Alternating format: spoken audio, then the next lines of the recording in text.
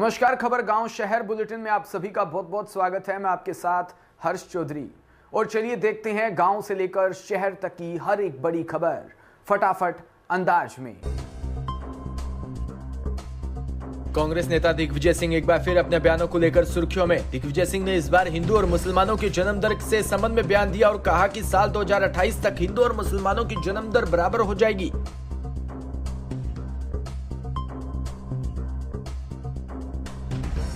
मध्य प्रदेश के पूर्व मुख्यमंत्री और कांग्रेस नेता दिग्विजय सिंह एक बार फिर अपने बयानों को लेकर सुर्खियों में है।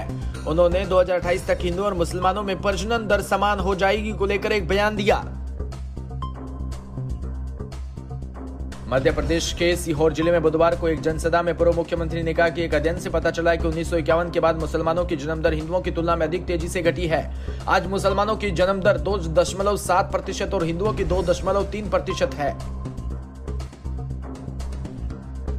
दक्षिण कश्मीर के शोपिया जिले में सुरक्षा बलों ने मुठभेड़ में एक आतंकी को मार गिराया। यह मुठभेड़ चित्राग्राम इलाके में हुई। जानकारी के अनुसार चित्राग्राम के केशवा गांव में आतंकियों की उपस्थिति की गुप्त सूचना मिलने पर सुरक्षा बलों ने तलाशी अभियान शुरू किया।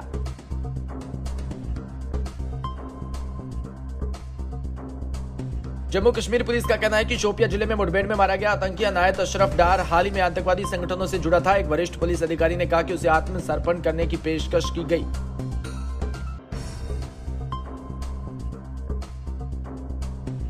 बारा के छिपा बड़ौद के जयपुर विद्युत वितरण निगम लिमिटेड के ग्रामीण कनिष्ठ अभियंता देवेंद्र अजमेरा का स्थानांतरण छिपा बड़ौद से मांगरोल होने पर विभाग के कार्मिकों द्वारा स्वागत समारोह मनाकर भावभीनी विदाई दी गई।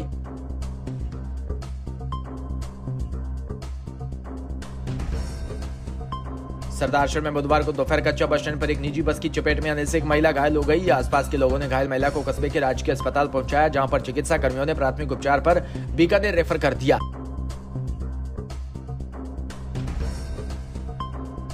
सूत्रों के अनुसार वार्ड 17 निवासी मंजू देवी 45 साल पत्नी सीताराम भाट कच्चा बस स्टैंड पर निजी बस की चपेट में आ गई, जिसके कारण गंभीर रूप से घायल हो गई। घटना के दौरान बड़ी संख्या में लोग इकट्ठे हो गए।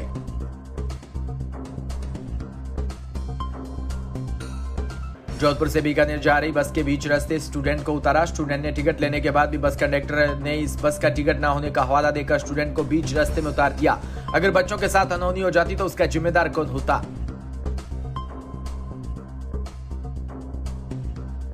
सूरतगढ़ के शोपुरा कसी की ओर से सफेद सोना कही जाने वाली फसल नरमा कपास अब काली पड़ने लगी। इस कारण बेमौसम बरसात है। इस सोमवार से लेकर बुधवार तक जिले में लगभग हर तहसील के गांवों में बरसात का दौर जारी है। सूरतगढ़ में नगरपालिका के नाले सफाई अभियान के दावे फेल हो गए हैं। सूरतगढ़ में बीते 3 दिनों से रुक रुक कर बरसात का दौर जारी है।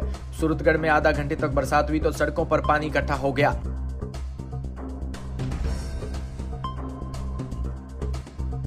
लेकिन सफाई के अभाव में नाले थोड़ी सी बरसात से ओवरफ्लो हो गए। पानी सड़कों पर जमा हो गया। भगत सिंह चौक, महाराणा प्रताप चौक आदि स्थानों पर पानी खड़ा दिखाई दिया। बीकानेर मंडल पर परीक्षार्थियों की सुविधा के लिए स्पेशल रेल सेवा का संचालन। रेलवे के QR कोड से भी टिकट ले सकेंगे, वहीं नहीं लगाना पड़ेगा लाइन में। सूरतगढ़ सहित मुख्य स्टेशन पर QR कोड से गंतव्य की टिकट अभ्यर्थी ले सकेंगे। राजस्थान के नागौर में सरकार के पर्यावरण विभाग ने एक आदेश जारी कर जिले के रासायनिक दुर्घटना से बचाव के लिए आपातकालीन तैयार के लिए एक जिला संघर्ष समूह का गठन किया। उद्योग जगत प्रतिनिधि के रूप में नागौर के कांग्रेस नेता हनुमान राम बागड़ा को नागौर के लिए नियुक्त किया गया। इस नियुक्ति के सूचना राजस्थान के राज्यपाल के सचिव, मुख्यमंत्री के प्रधान सचिव, पर्यावरण मंत्री के सचिव, श्रम विभाग के सचिव और भारत सरकार के वन व पर्यावरण मंत्रालय नई दिल्ली सहित विभिन्न संबंधित अधिकारियों को दी गई। नागौर के मारवाड़ के मुंडवा के सामुदायिक स्वास्थ्य केंद्र में पीएम नरेंद्र मोदी के 71वें जन्मदिन पर विशाल रक्तदान शिविर का आयोजन स्थानीय भाजपा मंडल द्वारा किया गया। इस दौरान 50 यूनिट रक्त शिविर के तहत संग्रहित किया गया।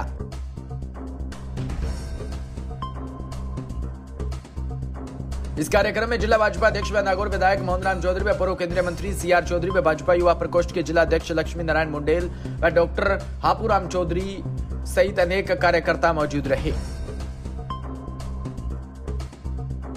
श्री डूंगरगढ़ के सालासर धाम की दंडवत पद यात्रा संपन्न हुई। डूंगरगढ़ के प्रमुख विद्यमान पंडित स्वर्गीय मोहनलाल तावनिया के पुत्र दुर्गा प्रसाद के पुत्र प्रसिद्ध विद्यमान पंडित कथावाचक कैलाश चंद तावनिया शास्त्री ने सालासर धाम तक दंडवत पद यात्रा पूरी कर बालाजी महाराज के दर्शन किए।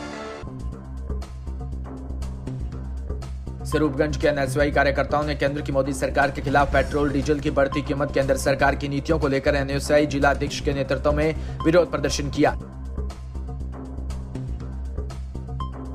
स्वरूपगंज नगर के पेट्रोल पंप पर एनएसयूआई सिरोही जिला अध्यक्ष ऋतिक मेघवाल के नेतृत्व में एनएसयूआई के कार्यकर्ताओं ने स्वरूपगंज पेट्रोल पंप पर केंद्र की नीतियों के खिलाफ एक दिवसीय सांकेतिक धरना व प्रदर्शन कर पेट्रोल डीजल की लगातार बढ़ती कीमतों को लेकर केंद्र की मोदी सरकार का विरोध प्रदर्शन किया। चित्तौड़गढ़ के राष्ट्रीय उपखंड अधिकारी हरि सिंह शेखावत द्वारा 7 साल कार्यालय का औचक निरीक्षण किया। कार्यालय में एसडीएम कार्यालय, तहसील कार्यालय, राष्ट्रीय विद्युत विभाग, पंचायत समिति व नरेगा, महिला व बाल विकास विभाग व संचार व सूचना प्रौद्योगिकी का औचक निरीक्षण किया।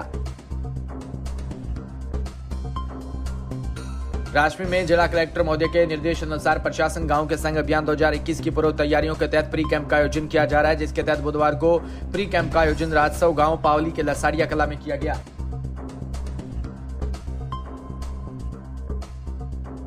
जिसमें ब्लॉक स्तरीय अधिकारी द्वारा आमजन से समस्याओं के निस्तारण के लिए आधिकारिक परिवाद प्राप्त किए गए। सभी अधिकारियों को आमजन की समस्याओं के निस्तारण के लिए निर्देश दिया।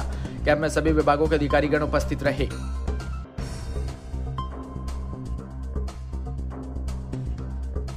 उत्तर प्रदेश के बहराइच में तेजावरपुर के उच्च प्राथमिक विद्यालय टिकोरा मोड़ में कला अनुदेशक पद पर कार्यरत शमा परवीन ने जूनियर स्कूल के छात्र छात्राओं को कला क्राफ्ट की बेहतर जानकारी दी। बिहार के बेगूसराय में एक मजदूर की धारदार हथियार से निर्मम तरीके से हत्या कर दी। वहीं हत्या के बाद इलाके में सनसनी फैल गई। बताते चले कि बिहार के घर लौट रहे एक मजदूर की धारदार कुल्हाड़ी से काटकर हत्या कर दी। घटना मोफेसियल थाना क्षेत्र के बड़ी सांख के अंतर्गत की है, जहां चौपरिया की बताई जा रही है। वह मृतक की पहचान बड़ी सांख वार्ड संख्या 9 के रहने वाले नारायण शाह का लगभग 35 वर्षीय पुत्र ललन शाह के रूप में हुई। घटना की सूचना मिलते ही मौके पर पहुंची पुलिस ने एक व्यक्ति को गिरफ्तार कर शव को अपने कब्जे में लेते हुए पोस्टमार्टम के लिए सदर अस्पताल बेगूसराय भेजकर मामले की तहकीकात में जुट गई।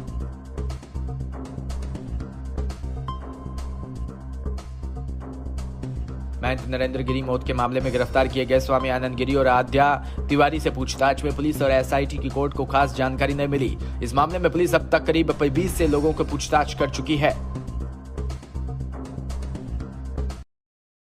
अखिल भारतीय खड़ा परिषद के अध्यक्ष महंत नरेंद्र गिरी को आत्महत्या के लिए उकसाने के आरोप में गिरफ्तार किए गए स्वामी आनंद गिरी को और आद्या तिवारी को 14 दिन की न्यायिक हिरासत में जेल भेज दिया। करीब 20 घंटे तक चली पूछताछ में पुलिस के साथ ही एसआईटी ने भी जानकारी जुटाने का प्रयास किया।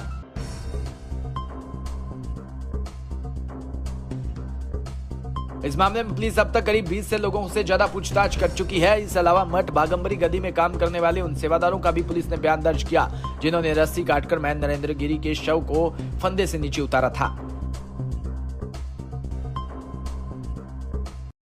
फिलहाल इस बुलेटिन में इतना ही और तमाम खबरों के लिए आप बने रहिए हमारे साथ। नमस्कार।